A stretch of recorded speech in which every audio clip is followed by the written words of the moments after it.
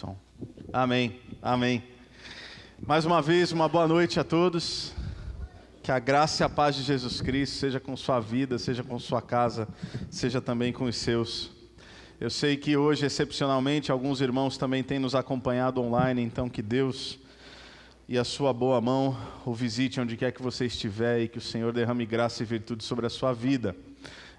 Nós gravamos todos os cultos e nós decidimos já há quase um ano não transmiti-los mais a partir de uma pedagogia nesse tempo pós-pandêmico, mas hoje o pessoal começou a pedir, falou, pastor, não vou conseguir, eu estou longe, eu não sei o que, eu estou viajando, então que Deus te abençoe.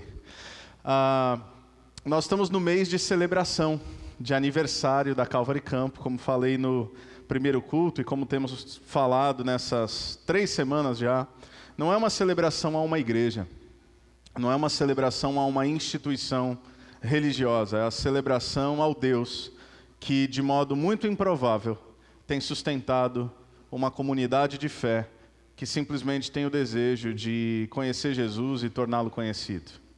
Uma comunidade que tem como seu objetivo primordial fazer discípulos de Jesus em missão no mundo. Essa é a nossa missão, esse é o nosso desejo. E esse mês nós temos o privilégio, não apenas de celebrar, mas para festejar junto conosco, chamar amigos.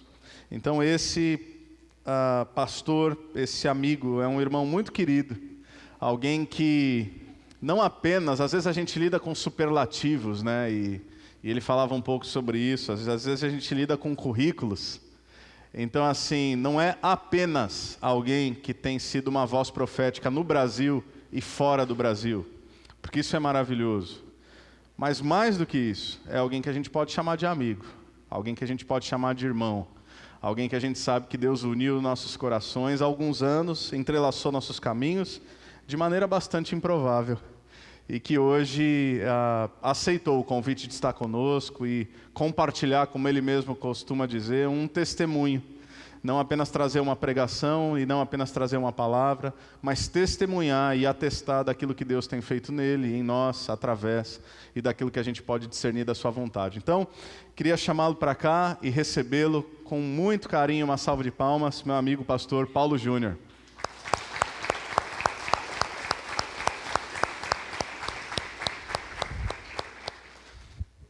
Também conhecido como homem das lives, né, Paulo? Quem acompanha, assim, mais ou menos, as lives do Paulo? Aí, ó, tem uma turma. Tem irmãos que não perdem um dia. Então, tinha irmãos aqui no primeiro culto, que já vieram no primeiro para garantir. Falaram, eu preciso dar um abraço no pastor Paulo, e eu assisto todo dia. E não bastasse segunda a sexta, tem a de domingo, né, Paulo? Que hoje foi feita em Londrina. Amém. Mesa de café lá. Na mesa do café lá com o Calvin, com o pessoal lá da Calvary Londrina. Eu quero pedir que você estenda a sua mão aqui, a gente quer orar mais uma vez pelo Paulo Júnior. Deus, obrigado. Obrigado por esse amigo, por esse irmão, por esse alguém que é uma referência, por que não, também paterna, para a minha vida e para a nossa igreja. Alguém que o Senhor colocou na nossa trajetória de maneira bastante improvável, mas que ao longo dos anos tem se consolidado a partir de uma relação que só pode ter nascido no teu coração. Obrigado pelo presente que é tê-lo aqui.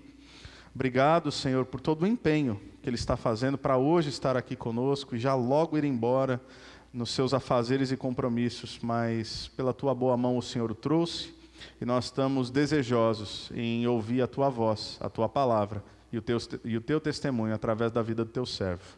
Privilégio estarmos aqui essa noite. Nós oramos no nome de Jesus. Amém. Amém, Paulo. Obrigado.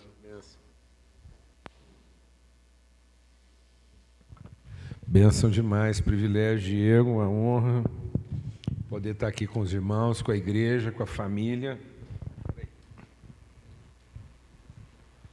Pronto. E muita gratidão mesmo. E um tempo bem intenso, né? A gente está vivendo um tempo aqui de intensidade, mas é uma honra e eu estou buscando de Deus assim, aproveitar cada minuto desse tempo juntos. Passamos um tempo muito precioso lá com os irmãos em Londrina, foi muito especial. E agora aqui, onde cada minuto tem sido assim aproveitado de maneira bem intensa, graças a Deus. muito bom. Um abraço da minha casa, um abraço da família que vocês têm lá em Goiânia, que muita gente não conhece, em outros lugares onde a gente está também como ministério. Então, eu estou aqui para representar aquilo que a gente é como povo, e eu sempre faço questão de enfatizar que o meu esforço aqui em Campo Mourão não é um esforço assim porque é necessário, né? Então eu não sinto a culpa da necessidade nem o interesse da oportunidade. Então eu não estou aqui porque é importante nem porque é necessário. Eu estou aqui porque é uma condição essencial dentro do que é a nossa fé como processo de transformação da nossa nação.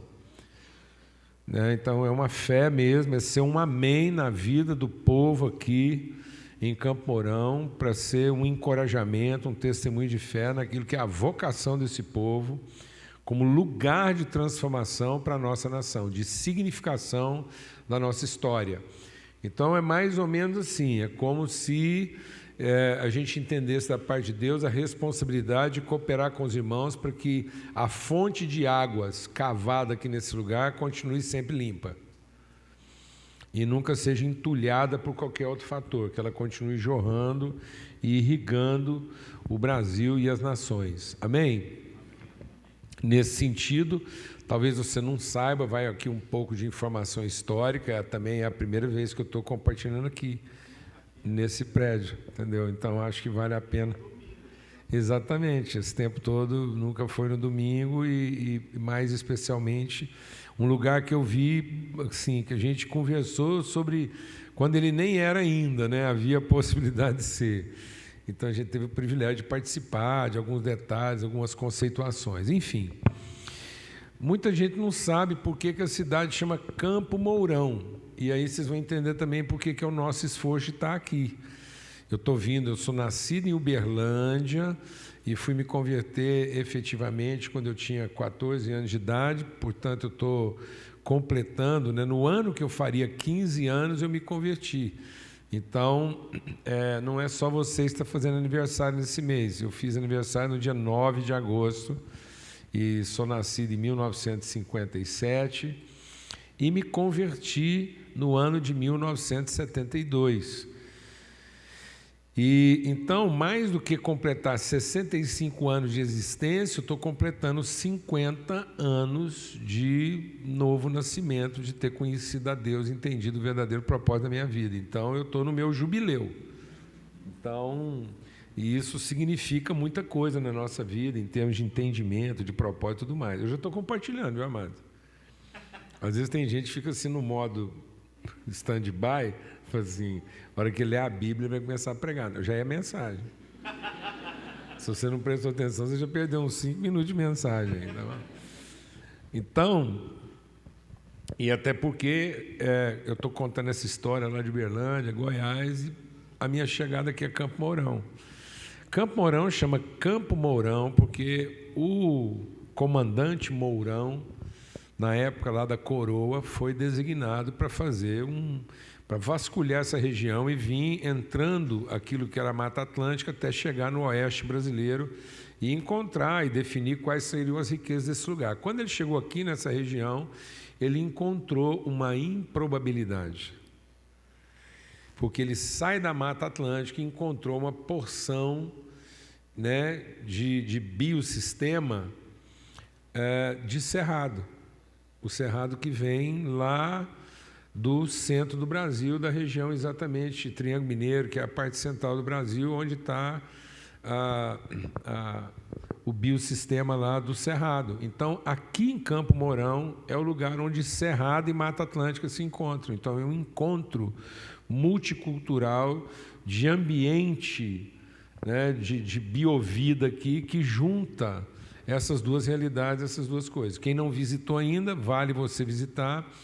Existe uma reserva florestal no centro de Campo Mourão, que é a reserva florestal do Cerrado. Então, lá você vai encontrar árvores que só são peculiares lá, bem na região central do Brasil. Aqui, por exemplo, tem o ipê, que é uma árvore própria do Cerrado e não da Mata Atlântica. Então, vocês vivem essa conjunção de elementos. Isso é muito significativo, né? Porque é Deus nos ensinando a respeito o propósito dele através da natureza. Muito provavelmente aqui em Campo Mourão tinha pé de piqui. Agora, pasme. Muito provavelmente deve haver um piqui remanescente, porque Deus, sendo fiel, ele não ia deixar ser destruída uma preciosidade dessa. Então deve ter algum pé de piqui remanescente aí na região de Campo Mourão. Tá bom? Então isso é só para você entender que aqui é um encontro mesmo de coisas que Deus já vinha fazendo na história. Amém. Para falar desse tema da improbabilidade, a palavra que Deus colocou no meu coração para compartilhar com vocês, e aí quero desafiar vocês em Deus, aqui na medida que a gente for compartilhando a respeito desse personagem, você seja iluminado pelo Espírito Santo para aplicar isso à realidade da igreja Calvary Campo. Amém? Amém, irmãos? Então, é dentro dessa perspectiva. Então, tudo que a gente estiver falando, fala da comunidade que se encontra aqui e fala de cada membro dessa comunidade. Valeu. Só o copo. Então, e aí você vai abrir sua Bíblia lá em 1 Samuel 17 e nós vamos compartilhar um pouco sobre a vida de Davi. Eu não vou ler todo o texto, toda a história, porque aí pode tirar a garrafinha, porque até melhor, porque não atrapalha a visão. E aí, como a história de Davi é bem conhecida, então a gente vai usar só essa parte aqui de 1 Samuel 17 para pegar um núcleo assim, daquilo que a gente quer compartilhar sobre o que é ser o improvável de Deus. E quais são as características, se você quiser gravar o que a gente vai estar compartilhando aqui, quais são as características prováveis de um improvável?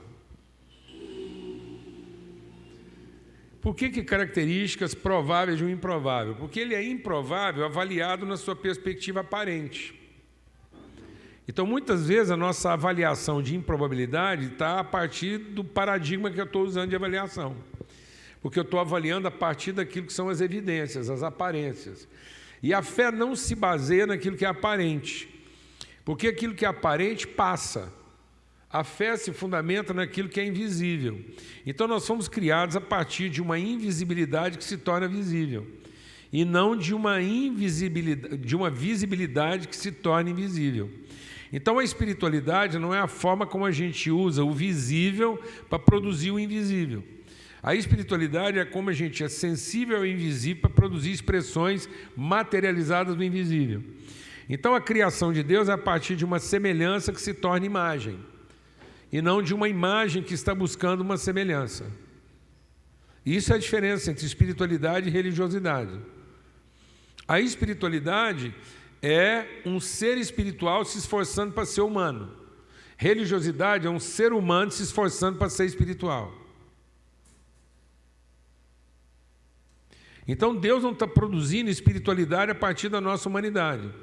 Deus está produzindo humanidade a partir de uma espiritualidade sadia.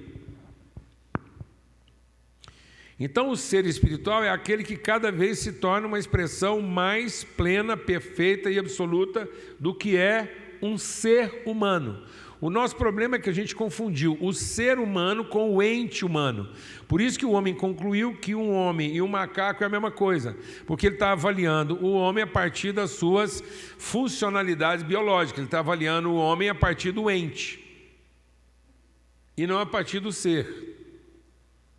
Então, o macaco guarda algumas similaridades com o ente humano. Aliás, um dos seres mais parecidos com o ente humano é o rato.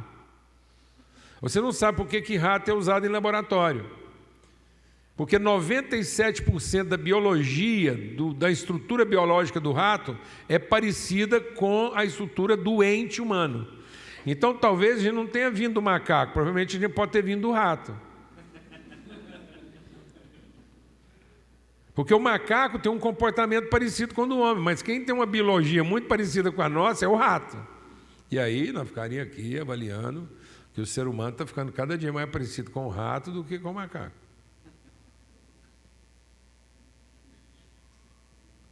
Amém, irmãos? Qual o personagem infantil mais famoso da história? É um rato, não é um macaco. Bom, durma com esse barulho. Está vendo? Rapaz, é só prestar atenção que está tudo explicado, irmãos. Não há acidentes na formação da nossa cultura.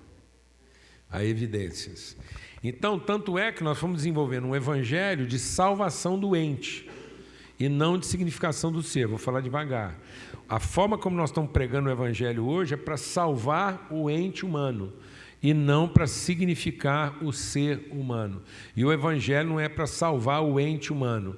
O evangelho é para dar significado ao ser humano. Glória a Deus. Então, existem evidências prováveis do ser improvável. Então, quando a gente está falando do ser improvável, ele é improvável porque eu estou avaliando o ente. Mas se eu observar o ser, eu vou ver que ele é o improvável provável.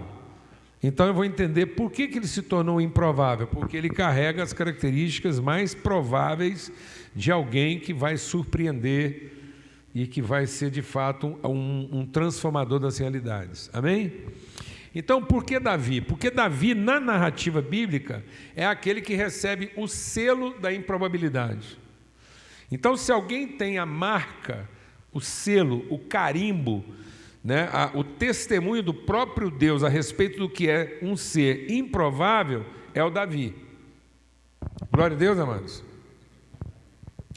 Por quê? Porque quando Deus quer escolher um rei segundo o coração dele, ele levanta Davi. E aí, o Davi, quando foi ser ungido, ele foi ser ungido dentro de um paradigma de probabilidades. Então, o que era o tipo do rei que o povo de Deus queria? Um rei provável. Tanto que eles falaram isso. Deus, todo mundo tem rei. Então nós queremos um rei que prova que a gente é um povo igual a todo mundo. Irmão, pelo amor de Deus, alguém está entendendo o que nós estamos compartilhando aqui? Nós estamos formando filhos para que eles sejam pessoas segundo as probabilidades humanas, só para a gente dizer que nós somos igual a todo mundo. Então a própria igreja está usando metodologias humanas dentro do universo das probabilidades para no fim se tornar igual a todo mundo.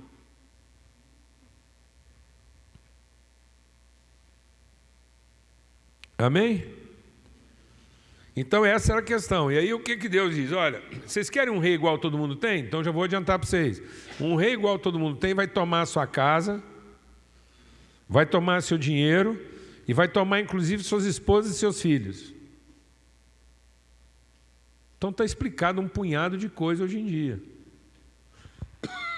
associado ao povo de Deus. Então hoje o povo de Deus está atrelado a um ambiente de saque financeiro,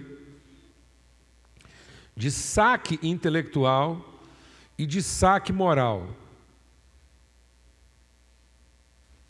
É de perder o número de situações de famílias saqueadas a partir da figura eclesiástica. Amém, amados? Em nome de Cristo Jesus. Então Deus avisou que os reis, segundo os homens, seriam assim. Então Deus entrega o provável humano e frustra. O povo fica frustrado. Aí Deus agora vai levantar o improvável humano e o provável divino. Então o provável divino é o improvável humano. Porque quando Deus vai levantar um outro rei, ele manda lá na casa do Jessé. E o Jessé foi avisado que ia ter um culto na casa dele. E como era o cara que ungia rei, o povo na casa do Jessé já fez a conta. Quem ungiu Saul? Samuel. Ora, o profeta vai vir aqui em casa, trazendo uma vasilha de azeite. Mandou todo mundo ficar preparado. Provavelmente, ele vai vir aqui e escolher o novo rei. Aí o povo apresentou para Samuel a disponibilidade, achando que Deus trabalha a partir de um elemento capaz disponível. como se Deus estivesse trabalhando a viabilidade das coisas inviáveis. Não, amados, Deus não trabalha o universo da viabilidade. Deus trabalha o universo da sustentabilidade. Então, Deus não trabalha metodologias de resultado. Deus trabalha processos de sustentabilidade. Deus não tem nenhum compromisso com metodologia que deu certo. Deus só tem compromisso com processos que permanecem. Então a igreja tem que estar constantemente revendo suas metodologias para ver se as suas metodologias continuam sendo processos pedagógicos de sustentação de uma natureza. Nós vamos ver isso aqui daqui a pouco melhor. Amém? Então, o poder se apresentou disponível pensando que Deus estava procurando viabilidade. E ignorou a autoridade invisível que Deus ia trabalhar a sustentação. Então Deus não trabalha a disponibilidade de ninguém, Deus trabalha o compromisso. Então quando Deus foi ungir o novo rei, enquanto os irmãos de Davi estavam se disponibilizando segundo suas competências, Davi estava honrando e cumprindo suas responsabilidades. E Deus então chama pessoas que estão no cumprimento da sua responsabilidade e não pessoas que se disponibilizaram em favor do seu reconhecimento. Vou repetir. Deus convoca pessoas que estão no estrito cumprimento da sua responsabilidade e não pessoas que se disponibilizam em busca de reconhecimento. Então Deus não trabalha disponibilidade, Deus trabalha acessibilidade. Deus quer pessoas acessíveis e não disponíveis. Geralmente quem se disponibiliza é uma pessoa que está em busca de finalmente ser reconhecido. Então o texto aqui, se você abrir lá em 1 Samuel 12, diz: Davi era filho de Jessé, efrateu de Belém, na terra de Judá. Na época do rei Saul, Jessé já era idoso, tinha 8 filhos.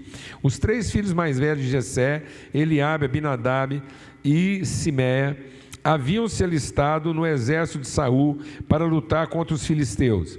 Davi era o mais novo. Seus 3 irmãos mais velhos seguiam o exército de Saul, enquanto Davi ia e voltava para ajudar seu pai a cuidar das ovelhas em Belém.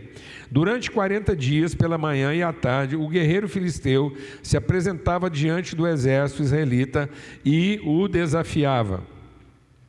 Um dia, Jessé disse a Davi: leve depressa para os seus irmãos que estão no acampamento esse cesto com grãos tostados, esses 10 pães, leve também esses 10 queijos para o capitão deles. Veja como estão seus irmãos e traga notícia deles. Os irmãos de Davi estavam com Saul e o exército israelita no vale de Elá, lutando contra os filisteus. Davi deixou as ovelhas com outro pastor e na manhã seguinte partiu bem cedo com os presentes como José havia ordenado. Eu vou parar aí, só para você entender o cenário, como é que essa história acontece. Lembramos um pouco como é que Davi foi ungido para trazer esse universo da improbabilidade e agora como é que essa história segue daqui para frente. Então, em tese, Davi podia muito bem ser mineiro, provavelmente a Minas Gerais foi fundada a partir de um descendente de Davi, porque ele era carregador de queijo, então, da família de Jessé. Então deve haver alguma nobreza em Minas Gerais. Mas, enfim, eu vou falar uma coisa aqui com profundo respeito. Recebe isso com profundo respeito e entenda isso como uma palavra de exortação. Davi é o homem que vai mudar a história da sua nação e mudar a nossa história. E naquele momento ele nada mais era do que um entregador de iFood. Ponto. Eu não sei quantos entregadores de iFood tem aqui. Mas muito provavelmente você não está pensando que um entregador de iFood vai revolucionar a nação. E vai libertar um povo. E ninguém aqui está formando um filho para ser entregador de iFood. Porque nós não estamos formando filhos para serem responsáveis, nós estamos formando filhos para serem competentes. E quando a competência finalmente ocupa o seu lugar, ela ocupa o lugar do direito e não de justiça. Então nós não estamos formando filhos para fazer justiça, nós estamos formando filhos para reivindicar direitos.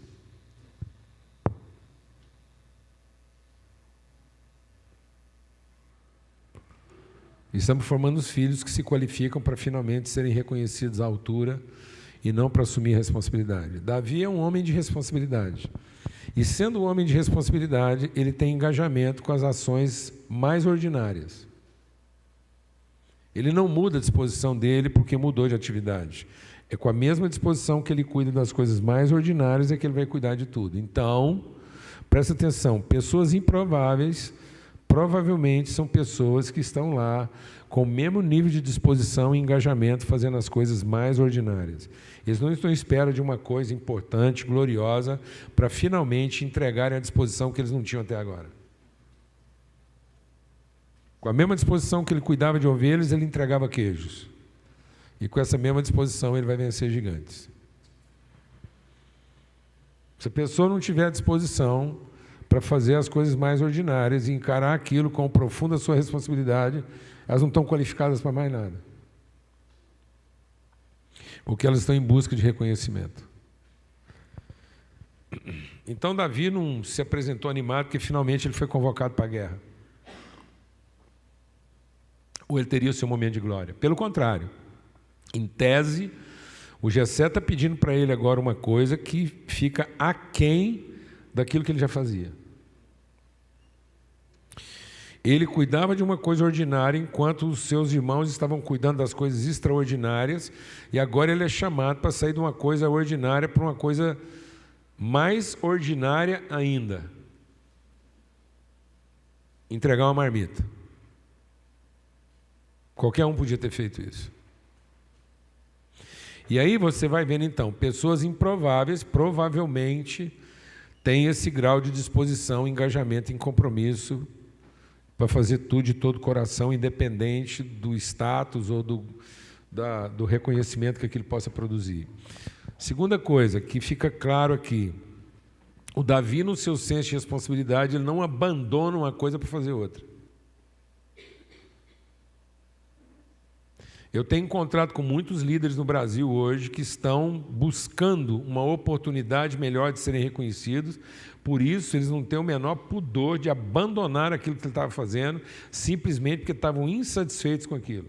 Então tem muito líder hoje tomando decisão por insatisfação e não por revelação. Não porque eles receberam uma direção clara daquilo que eles vão fazer a seguir, mas é porque eles já estavam assim, sem a menor paciência de continuar fazendo aquilo que ele estava fazendo.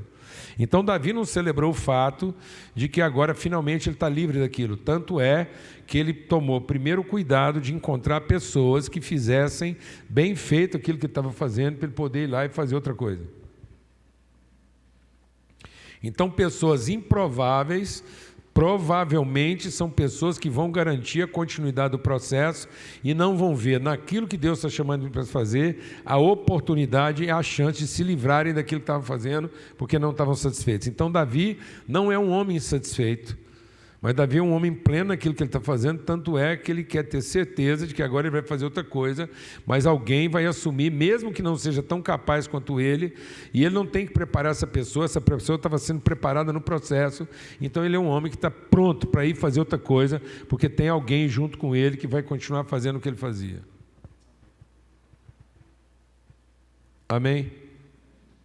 Então você está acompanhando isso aí, pessoas improváveis provavelmente têm disposição para qualquer coisa, mesmo as mais ordinárias. Pessoas improváveis provavelmente não tomam decisões em cima de uma insatisfação para se livrar daquilo que está fazendo, mas tomam suas decisões em cima de uma direção clara daquilo que agora passa a ser sua responsabilidade. Então, pessoas improváveis provavelmente são pessoas que vão de uma responsabilidade a outra. E não há uma responsabilidade a partir de uma irresponsabilidade. Amém, irmãos? E aí, o Davi vai. Quando ele chega lá, pessoas improváveis provavelmente querem saber tudo o que está acontecendo. Então, pessoas improváveis provavelmente são pessoas interessadas em se informar, em saber e em participar do que está acontecendo.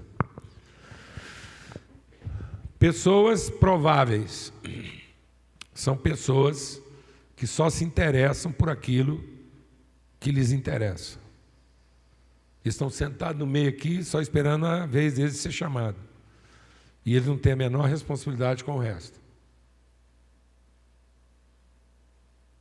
Tem gente que vem participar de um culto desse, pega o que interessa e vai embora. E não vem conversar com a liderança se eles podem cooperar em alguma coisa. Lá na nossa paróquia eu não estou falando mais nem de dízimo nem de oferta.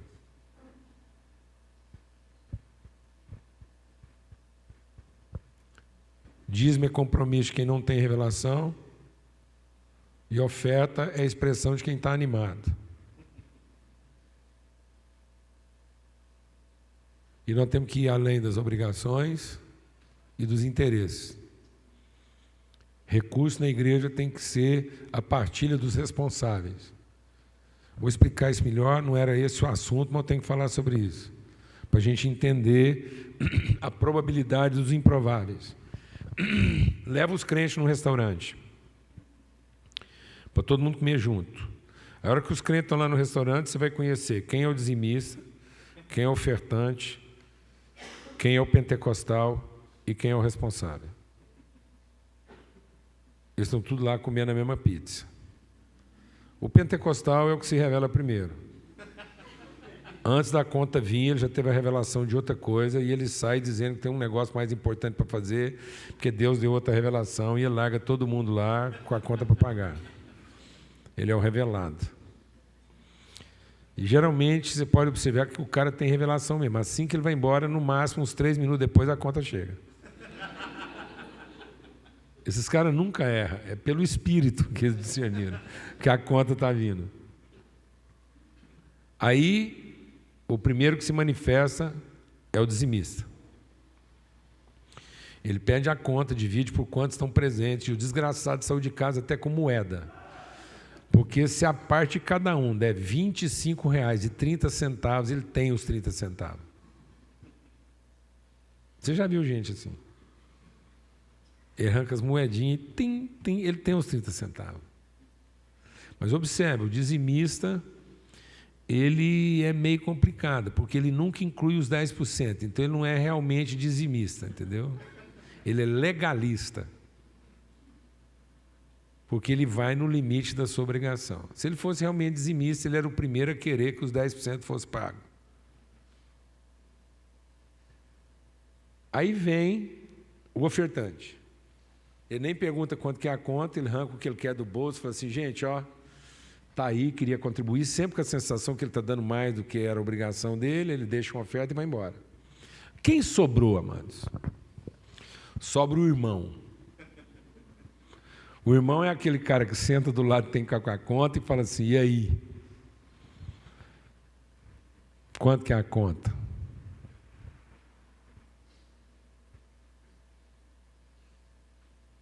Amém? Nós estamos precisando de pessoas que perguntem de quanto que é a conta.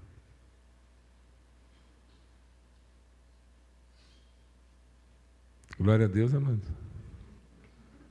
Aleluia, irmão. Eu gosto de um culto pentecostal, quando o povo está assim na revelação. É glória a Deus, é aleluia. Entendeu? Mas enfim. Então vamos continuar. E aí você vai entendendo esse cara que vai além da sua obrigação, que ele se interessa, ele pergunta o que está acontecendo. Então, os improváveis provavelmente são pessoas que se interessam em saber exatamente o que está acontecendo. E os improváveis provavelmente são pessoas que, quando fazem isso, não perguntam porque são curiosos, mas perguntam porque querem se apresentar para resolver o problema. Então, Davi pergunta o que está acontecendo e ele se oferece para resolver o problema. Então, os improváveis provavelmente vão ser chamados de intrometido. Então, se você é um dos improváveis, muito provavelmente as pessoas vão falar que você é um cara intrometido, porque você está sempre perguntando de coisa que não é da sua alçada e se oferecendo para resolver as coisas que aparentemente você não tem a menor competência para resolver. Mas não desanima, não. Provavelmente é isso que vai acontecer. Glória a Deus. Porque é isso que aconteceu com Davi, é isso que vai acontecer com os improváveis. E muitos improváveis deixam de ser os improváveis que Deus quer levantar, porque provavelmente eles se ressentem desse tipo de comentário e avaliação e se vitimizam. Então, o improvável é aquele que venceu a timidez. Porque timidez é a forma mais dissimulada e cruel de disfarçar o nosso orgulho. Todo tímido de carteirinha é um orgulhoso. Que na hora do aperto vê tudo que está acontecendo, sabe que ele poderia contribuir, mas tem medo de opinar, e o que ele vai fazer é não ser bem recebido como ele gostaria e ele ser rechaçado. Então, no fim, o tímido está salvando uma única pessoa, ele mesmo. E todo tímido, por mais tímido que seja, quando você vai conversar com ele num canto e ele resolve abrir a boca, ele tem sempre uma opinião forte, que deveria ter sido dada na hora certa, mas ele só dá na hora errada, vitimizado, e ele sempre dá a opinião dele com a nítida sensação de que quando ele podia ter dado a opinião assumindo a responsabilidade, ele não fez isso. Mas todo tímido tem uma opinião forte. Ele só não tem o grau de engajamento que ele precisava ter no nível da opinião que ele tem. Amém, amados? Em nome de Jesus. Então, Deus nos deu um espírito de ousadia e de coragem. Então, todo improvável, muito provavelmente, tem a ousadia de se interessar e de se apresentar. Muito provavelmente, todo improvável, exatamente porque ele é marcado pelo seu senso de responsabilidade, de engajamento, independente das suas competências, porque o que marca ele é o seu senso de responsabilidade, autoridade e compromisso. Muito provavelmente, esse improvável vai ser rechaçado e obrigado a assumir estruturas, formas e comportamentos que não são próprios dele. Vou falar porque isso é um problema grave na igreja hoje. Em vez de a gente conhecer as pessoas dentro daquilo que é a sua vocação, o seu chamado e aquilo que Deus as dotou para ser, nós estamos abrindo vagas na instituição funcional da igreja a partir das qualificações que nós oferecemos e que geralmente são qualificações padronizadas para qualquer tipo de gente. Então nós não temos um universo de corpo onde cada um, na medida em que se compromete, na medida em que assume o seu compromisso de maneira empenhada, na multiexpressão de pessoas totalmente engajadas, nós teríamos qualquer tipo de problema resolvido. Não, nós temos hoje um contingente de gente qualificada a partir de um sistema que só sabe resolver um determinado tipo de problema. Então nós qualificamos pessoas a partir da demanda do problema. A gente identifica o problema e qualifica a pessoa. Identifica outro problema, qualifica a pessoa. Então nós estamos qualificando pessoas a partir da percepção do problema, em vez de dar condições a todo tipo de pessoa, porque assim a igreja bem formada enfrentaria qualquer tipo de problema. Então a igreja não tinha que perceber que tipo de formação ela vai dar a partir do problema que ela identifica. Ela tinha que ter um tipo de formação em que ela estaria apta a resolver qualquer tipo de problema, mesmo que ela não soubesse qual é o provável problema que vem pela frente.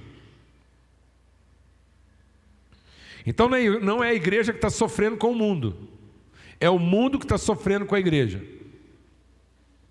Então a responsabilidade de toda a problemática que existe no mundo é porque a igreja não está assumindo, a partir de cada um dos seus membros, a responsabilidade de se colocar diante de Deus para responder à vida com aquilo que Deus já te deu. Então a igreja fica numa posição vitimizada, sofrendo problema e transferindo para a liturgia e para o culto o mecanismo de acionar Deus para vir resolver nosso problema. Enquanto isso, a humanidade sofre uma igreja irresponsável, mas ao mesmo tempo cheia de direito. Então a igreja reza para ter direito a um mundo melhor, em vez de assumir a responsabilidade do mundo que está aí. A igreja reza para Deus nos libertar dos gigantes que nos oprimem, em vez de assumir a responsabilidade de enfrentá-los. Então Paulo diz: o mundo está sofrendo a falta de revelação dos filhos de Deus. Então o mundo não está sofrendo com a ignorância dos incrédulos. O mundo está sofrendo com a irresponsabilidade dos crentes, que se vitimizam da ignorância dos incrédulos. É como se Davi chegasse diante do gigante e falasse: Golias, pelo amor de Deus, né? Dá um tempo. Você já incomodou demais. Ou então que Davi invocasse um anjo do céu para fazer o trabalho dele. Alguém está entendendo o que eu estou falando ou não, mano? Então essa vitimização da igreja é uma forma de não assumir responsabilidade. Então qualquer tipo de ansiedade em relação à igreja é incredulidade, pecado e irresponsabilidade. Nenhum cristão pode ficar ansioso quanto ao destino da igreja. Porque nós não temos que temer o destino da igreja. Nós temos que assumir a responsabilidade da saúde da igreja. Então, todo improvável, provavelmente, é essa pessoa que se informa para assumir a responsabilidade e não se vitimizar dela. Outra coisa aqui, que está no texto. Todo improvável, provavelmente, ele vai ser rechaçado, como eu falei, a fazer um treinamento, a fazer o que ele não sabe, a se comportar como ele não foi chamado para se comportar, que é a roupa de Saul. Então a primeira coisa foi colocar a roupa de Saul em Davi. E Davi falou, com essa roupa eu não consigo, devolve a minha roupa. Presta atenção que eu vou te contar uma história bem rápida para você ver o que isso vai acontecendo. O Davi foi ungido com roupa de pastor, ele não teve tempo de pôr roupa de rei. Saul foi vestido com roupa de guerreiro, por isso que roupa de guerreiro fazia sentido para Saul. Os irmãos de Davi estavam vestidos de roupa de rei e não foram ungidos, porque Deus queria um rei vestido de pastor. Deus queria um pastor reinando e não um rei pastoreando. Eu vou te contar o que acontece quando um rei pastoreia. Então Davi foi ungido como rei, como pastor. Ele foi ungido rei, vestido de pastor. Na hora que ele foi enfrentar o Golias, tentaram dar para ele uma roupa de guerreiro. Ele tirou a roupa de guerreiro e falou assim, me devolve minha roupa de pastor. E foi com roupa de pastor que ele venceu Golias. Como foi que ele violentou Betseba e matou Urias? Vestido de rei. Como é que ele recuperou a consciência? Natan foi lá e contou para ele uma história de pastor. Natan nem precisou falar que ele estava errado. Só trocou a roupa dele. Natan tirou a roupa de rei, vestiu ele de pastor, ele voltou à consciência. Pessoas improváveis provavelmente vão cumprir sua vocação vestido com a roupa com que eles foram ungidos e não com a roupa de outro. Pessoas improváveis provavelmente vão ter suas próprias histórias para contar, eles não são contadores das histórias dos outros. Tem muito jovem hoje sendo estimulado a ser um contador da história dos outros e achando que a partir da história dos outros eles vão ter o poder que não têm, em vez de aprender a contar suas próprias histórias. Eu vejo muito pregador hoje que ele é uma narrativa bibliográfica. Ele, para sentir que está tendo autoridade, ele tem que citar todos os autores que ele lê. Eu não sou contra isso. Eu leio, sempre li. Eu lia catálogo telefônico. Eu li enciclopédia. Você não sabe o que é uma enciclopédia Barça. Você sabe o que é uma enciclopédia Barça? Você já viu uma? Você nem sabe o que é isso. É um conjunto de 20 e tantos livros com a letra desse tamanhozinho e cada exemplar é dessa largura. E fala de uns trem que mais da metade não interessa, mas a gente lia. Entendeu, amados? Às vezes, quando eu percebo o coração de quem está fazendo a pergunta, eu respondo aquilo que ele perguntou. E ele acha que eu não entendi a pergunta. Então tem muita gente que chega para mim, Diego, e fala assim, quais são os autores que você lê? Eu? Mateus, Marcos, Lucas, Isaías, Jeremias, Davi, Neemias. Glória a Deus, amado. Aí ele fala assim, você não entendeu o que eu perguntou? Eu falei, não, você não entendeu o que eu te respondi.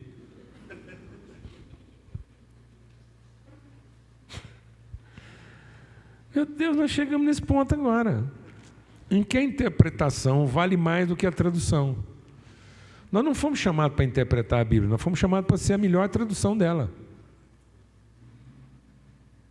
Os caras estão tão carregados de interpretações que eles já não sabem mais ser uma boa tradução. Ele não traduz aquilo que ele lê. Ele se tornou mais um dos seus intérpretes. Alguém está entendendo isso aqui ou não, amados? Em nome de Jesus. Vou te falar uma coisa. O diabo lê. O primeiro pecado foi cometido a partir de uma exegese, desenvolvida com uma boa hermenêutica e apresentada com uma boa homilética. Então o diabo fez uma exegese orientado de uma boa hermenêutica de texto na cabeça dele e pregou um bom sermão. Foi tão bom que ele fez um apelo e o cara converteu. E o diabo vem tentar Jesus usando as mesmas técnicas de hermenêutica, exegese e homilética. Ele é um pregador que interpreta o texto de acordo com a sua conveniência doutrinária. Ele quer provar uma doutrina a partir de uma interpretação e apresentá-la a partir de uma boa pregação e fazer o apelo. Meu Deus do céu, sendo que ele não tem que ter o menor compromisso de estar vivendo aquilo.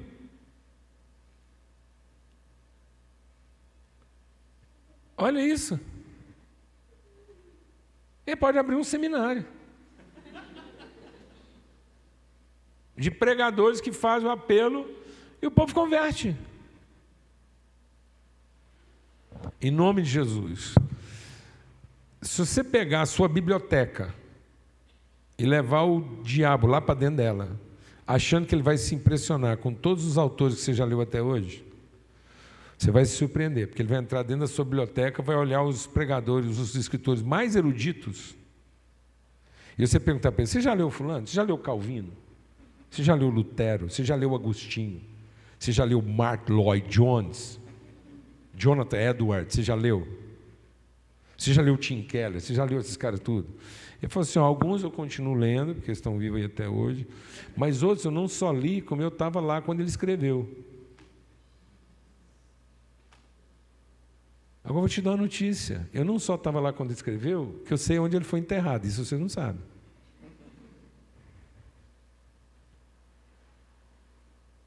E eu só não conto para todo mundo onde é que o Paulo foi enterrado, porque isso ia dar ibope para vocês. Mas que eu sei. Ninguém sabe. Não tem ninguém na igreja que sabe onde é que está o resto das ossadas de Paulo. Eu sei.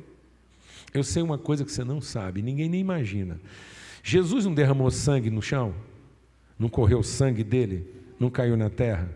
Então vou te falar uma coisa: o povo acha que é lá em Jerusalém, ali que está a cruz, está bobagem. Eu sei onde o sangue de Jesus pingou.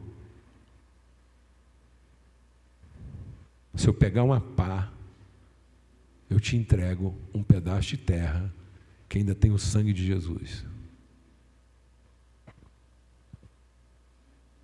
Dorme com esse barulho. Está me entendendo isso ou não, amado? Davi não conta a história dos outros. E Davi não é um pregador de mensagens. Davi testemunha suas vivências. Então, um improvável, muito provavelmente, tem uma história para contar. E a história que ele tem para contar é uma história de processos. Então, o improvável, muito provavelmente, viveu uma história no seu sentido progressivo. Ele não viveu momentos isolados sem construir, através da sua vivência, uma pedagogia de maturidade. Então, o improvável, muito provavelmente, ele é um cara que matou o leão, depois matou um urso, depois matou um gigante. Então, o improvável, muito provavelmente, ele vai de um problema menor para um problema maior. Ele não vai de um problema maior para um problema menor. Então, muitas pessoas hoje se vitimizam porque ele resolve um problema e daqui a pouco ele acha ruim porque ele acabou de resolver o problema e vem um pior. Não, amados. A gente resolveu, toda vez que vier um problema para você, tenha certeza que ele é menor do que o próximo. Glória a Deus. Então, toda vez que vier um problema para você, você já fica calmo, sabendo que o pior problema vem depois. Para que você não se vitimize. Tem gente que se vitimiza. Ah, Deus, um leão, ô leão, você errou de história, eu não sou Daniel. Leão é personagem da história de Daniel. Urso é personagem da história de Eliseu. Eu sou Davi. Meu negócio é harpa, música, ovelha. Não, amados. Tem muitas pessoas que têm estranheza dos problemas que surgem na sua vida, como se aquilo não fizesse parte. Então há uma vitimização, como se o problema fosse uma coisa errada. Não, o problema não é uma coisa errada. O problema está inserido naquilo que é a nossa vocação, como alguém que vai trazer revelação do reino. O problema é parte da história. E Deus é tão rico de misericórdia que não vai deixar o problema mais grave vir primeiro. Aleluia! Estamos concluindo. Amém? Você está acompanhando a história aí? Então você está vendo que é um processo de probabilidades na vida de um homem improvável. Sem vitimização. Entendendo que o problema vai ficar sempre pior. Outra coisa interessante na vida de um homem improvável. Muito provavelmente ele não está pensando em quantificar o problema, mas em significá-lo. Então não quantifique o problema que você está enfrentando, mas entenda a sua origem e o seu significado. Atente para aquilo que é invisível aos olhos. Enquanto muita gente está caindo na falácia das probabilidades, tentando tratar probabilidades com probabilidades, fazendo o diagnóstico do problema, Deus vai lá e revela para você a natureza dele. Então Davi chega, o gigante está sentado. Então você está vendo como é que o problema pode ficar ainda pior? Então o gigante era maior do que o urso e estava só sentado. A hora que o Davi partiu para cima dele, um problema que já era grande ficou em pé. Mas enquanto o gigante estava sentado, Davi, na perspectiva de onde ele estava olhando, ele entendeu a natureza do problema. Enquanto você vê a narrativa dos irmãos e do povo, qual era a narrativa? A lança pesa tanto, o escudo pesa tanto, só o capacete do problema, só o escudo do problema, só a ponta da lança do problema. Davi olhou e, sem nenhuma expectativa do quantitativo problemático, ele teve uma leitura de perspectiva problemática. Não trate a sua vida na expectativa de ter uma solução melhor para um problema pior, mas trate a sua vida na perspectiva de quem é a solução para o problema. Porque os problemas não são de ordem, eles são, antes de tudo, de natureza. Então nós não vamos enfrentar o problema com poder, nós temos que enfrentar o problema com autoridade. A autoridade coloca em ordem o que ainda não está, mas a ordem não concede natureza a quem não tem. Ninguém pela ordem vai se tornar uma pessoa que ele ainda não é, mas uma pessoa na consciência de quem ele já é, coloca qualquer coisa em ordem. Então Davi, na perspectiva do problema, ele viu que o gigante era incircunciso. Aí você entende porque era importante o gigante estar sentado. Naquela posição, Davi olhou para a intimidade do problema e falou: esse problema tem ele tem uma conjuntura de natureza. Esse problema é órfão. Ele é real, mas ele não é verdadeiro.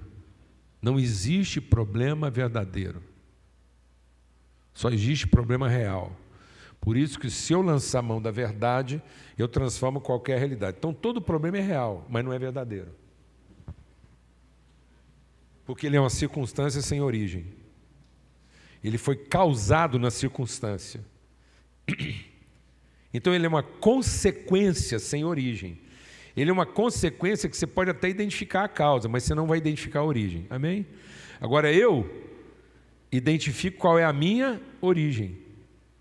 E com base no fato de que nós temos uma origem de eternidade, nós estamos preparados para enfrentar qualquer problema, independente de qual seja a sua causa.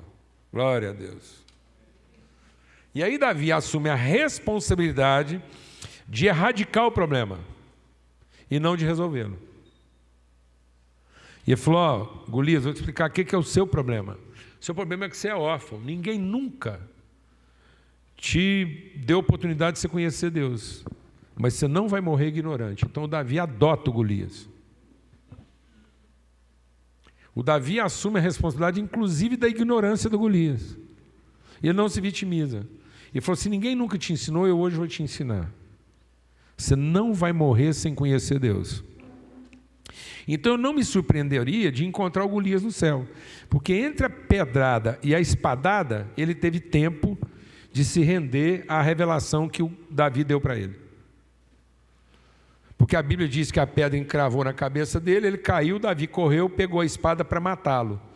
Então, literalmente, o Golias ainda não estava efetivamente morto, mas estava deitado com a mensagem de que foi o Deus de Davi que fez aquilo.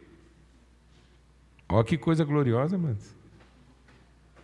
Está vendo como é que a gente estigmatiza as pessoas e as condena?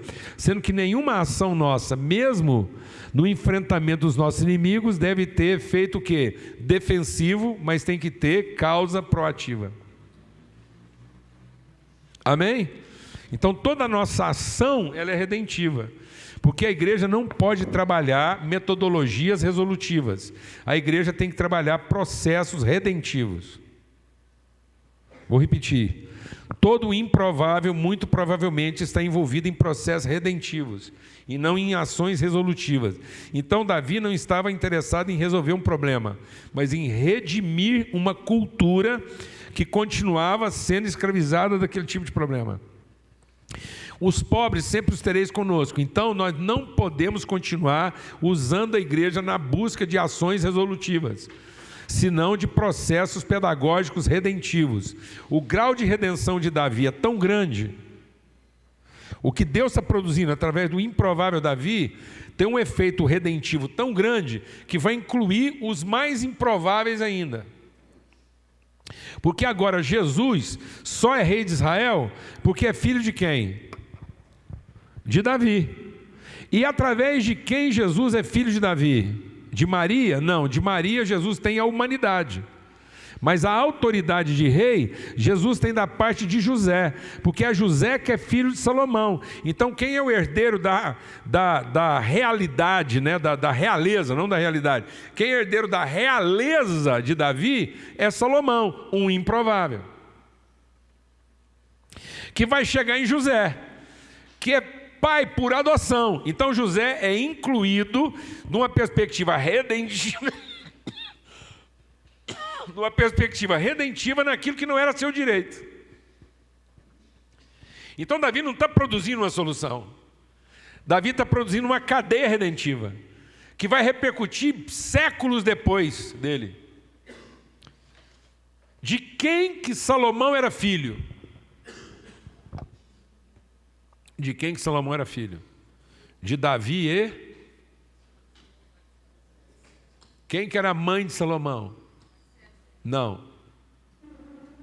era Betseba. Em Lucas diz que Salomão era filho daquela que foi mulher de Urias. Então quem está na genealogia de Jesus? Betseba e Urias. Para que o sacrifício dele não fosse em vão. Porque Urias também é o improvável no exercício da sua responsabilidade. Glória a Deus, amados. Quem era improvável de estar na genealogia de Jesus? Urias.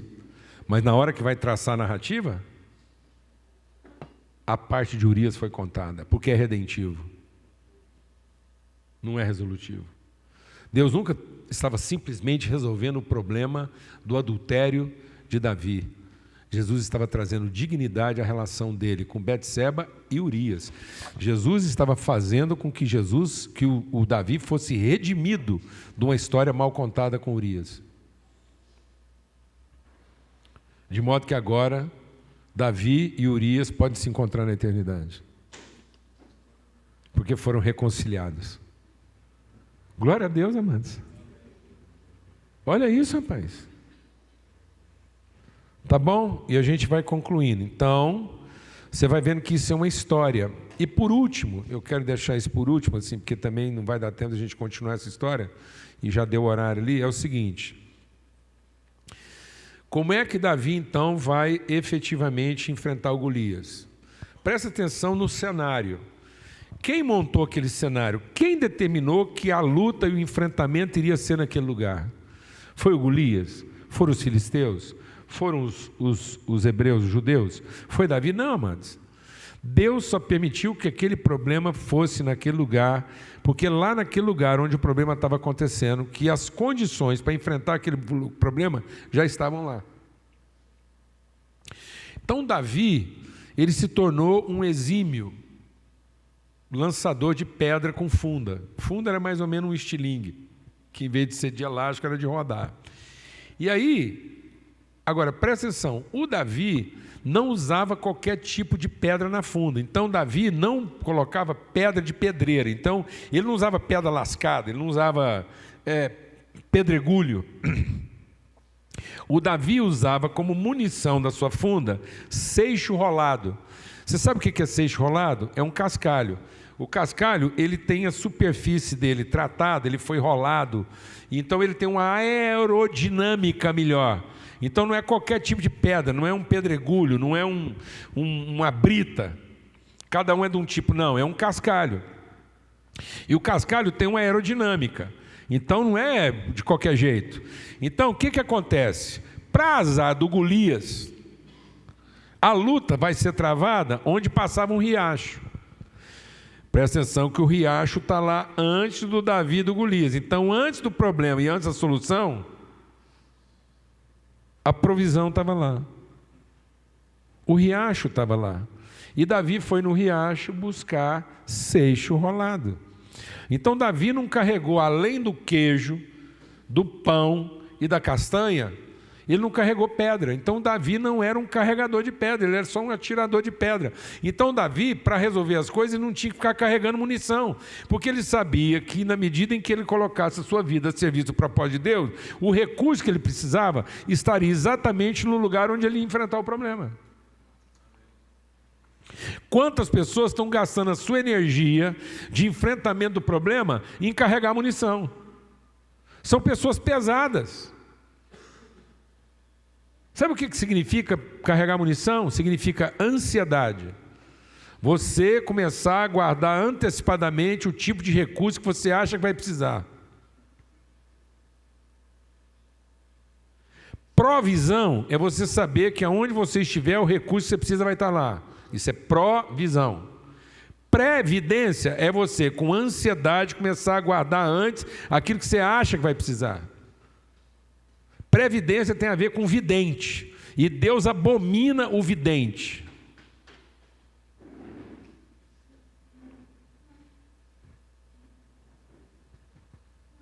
Aí você dorme com esse barulho agora, mano. E se você começar a guardar dinheiro com medo da doença que você vai ter, o problema que você vai enfrentar, a fome que você vai passar, Deus vai honrar a sua fé.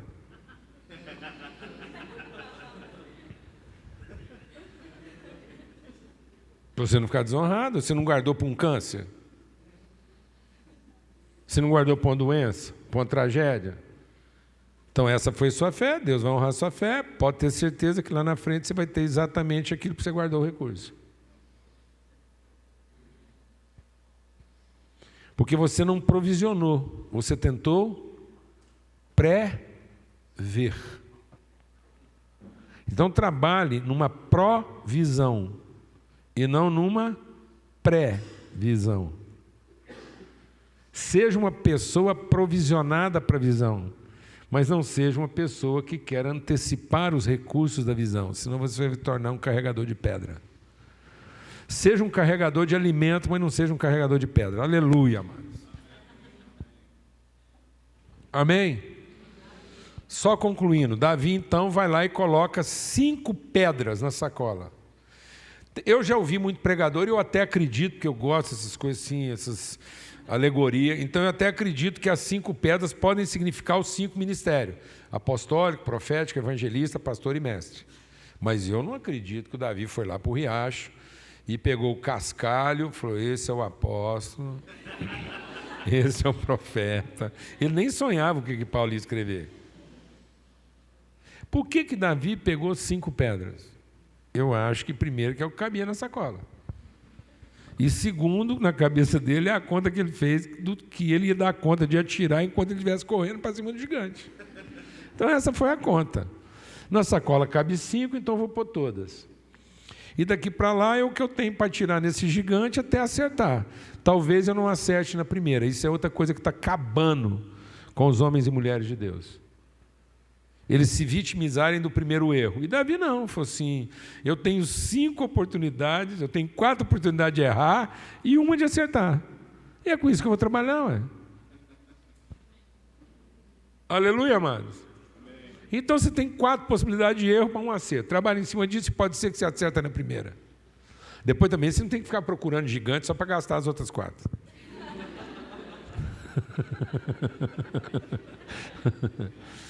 E nesse momento, Davi não é nada pentecostal. Eu fico imaginando um Davi pentecostal. Ele acha... Vocês entendem quando eu estou falando? Eu sou pentecostal, mas você entende aquele cara, o cara da pizza, o cara que sai antes da conta. Aí eu fico imaginando esse cara na beira do riacho, orando, para Deus mostrar a pedra. Aí uma pedra começa a brilhar no riacho. E uma voz começa a sair da pedra. Davi, Davi. Aí você perguntou, Davi, por que você pegou essa pedra? Porque eu vi, ela brilhava. Eu fui na pedra ungida. Então os caras querem carregar na sacola, não as 5 pedras que falam do seu compromisso de fazer tudo que for possível, errando ou acertando, para chegar até o fim. Não, eles querem carregar só a pedra ungida. Amado, uma pedra ungida você não precisa nem pôr na funda, era só mostrar para o gigante, ele já tonteava só com o brilho dela. Glória a Deus, amados. Então vamos ser mais intencionais. Vamos ser previsivelmente mais improváveis. Vamos ser provavelmente mais improváveis. Você quer ser alguém improvável que deu certo? Então seja provavelmente a pessoa que subjetivamente foi guiada por essas características de alguém que tem compromisso. Que está fazendo tudo de todo o seu coração, de toda a sua força e com todo o seu entendimento. Amém?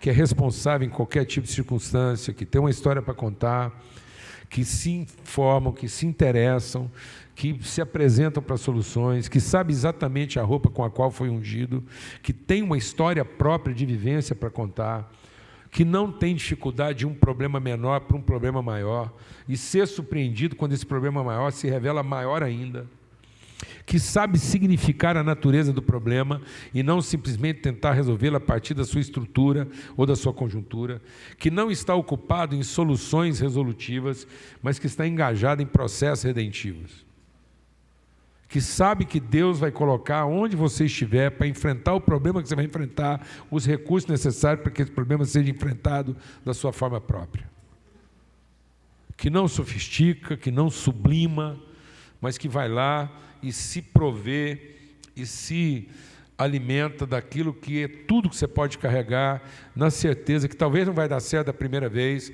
mas você vai continuar insistindo até ver o gigante cair. Porque ele não cai antes das pedras, o tombo dele, ainda que seja na última pedra, vai ser de pedrada.